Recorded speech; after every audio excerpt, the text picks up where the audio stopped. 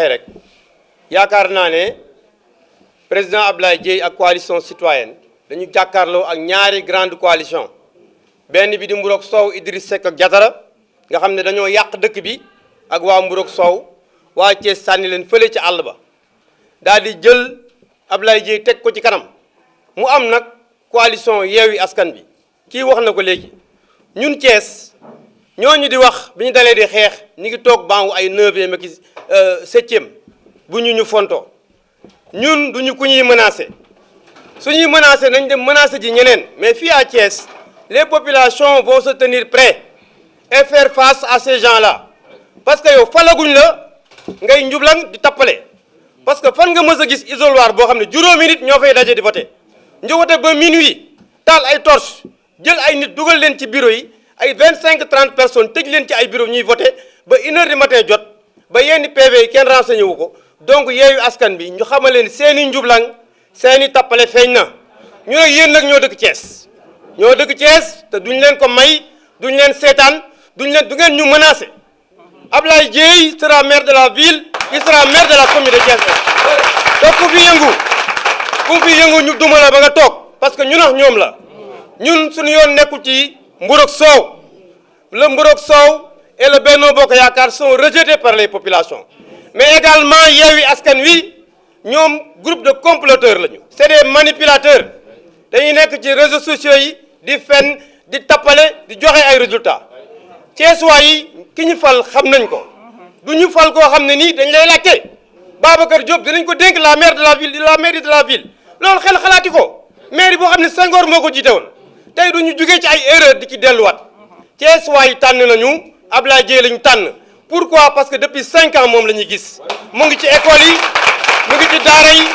mu ngi ci jumaa yi mi ngi ci jàkka yi mi ngi ci étudiants yi mi ngi ci population yi mi ngi ci femmes yi waa Thiès nag choisir nañu ils ont fait le bon choix te le bon choix Abdoulaye Dièye la mais tappale yi ñu def R100 nañu xam ne feeñ na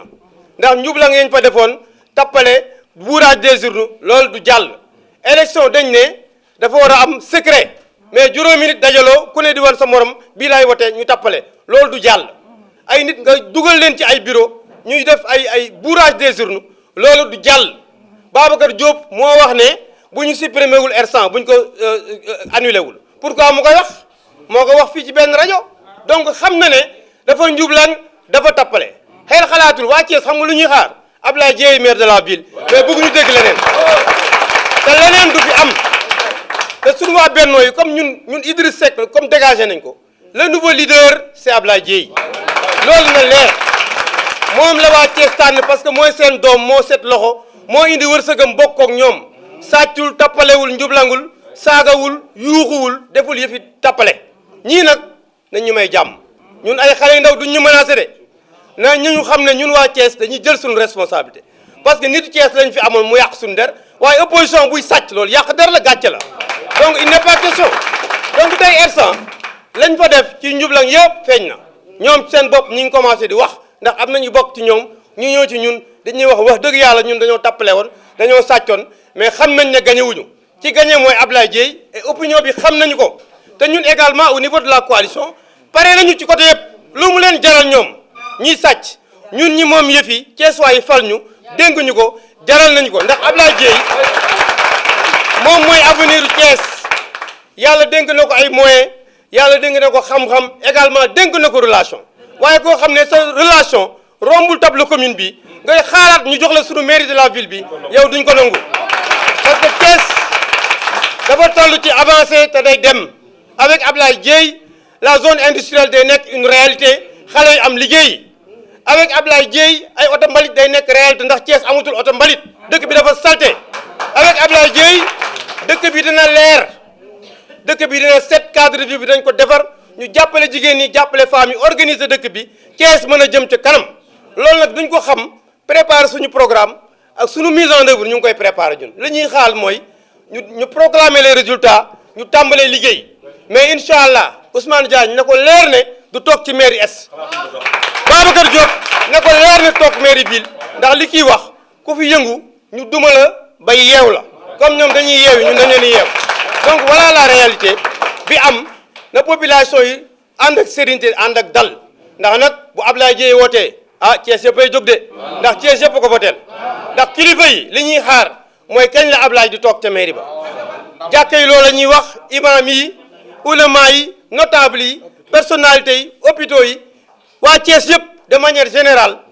dans leur écrasante majorité li ñuy xaar mooy kañ la ñuy installé Ablaye Dieye maire de la ville comme Idriss Seck abal nañu Yankhoba Diattara abal nañu Ngourock Sow abal nañu duñu nangu opposition buy sàcc di fi nekk mukk nañ ko defee ci feneen mais Thiès moom pare nañu lu mu leen jaral nañu lu ko ëpp te ñu ànd ak sérénité la majorité moom Ablaye Dieye lañ ko jox maire est ak maire ville c'est pour la coalition citoyenne And Siggil Thiès jërëjëf vote bi dafa war a secret électeur da ngaa war a wéet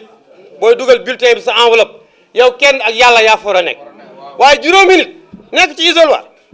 ku ne di wax nañ dugal fii nañ dugal bii ndax dugal leen bu yeewu bii moo baax rocc leen bële loolu moo fa xew am nañu ay preuve non loolu ñun accès guñu ci loolu dañu ne ñun njublang yeeg tappale yi dégg lu ma wax am nañ ci ay firnde am na yeneen sax mandataires yoo xam ne bokkuñu ak ñun ñu am même position bi que ñun te yeneen coalition lañ bokk te ñooñ faraluñ ñu ñëpp a gis càcc ñoom seen biir laa la wax ci biir këram lañ ko jàpp xam nga li garaaw ci ñoom mooy ñaari candidat yi ñu wax ne ñoom lañ fal mais ñoom ñoo commencé sàcc ak njublang yow faloo góor yi njublang ak tappale buñ la dénkee mairie bi foo jëm non man damay ne bennoo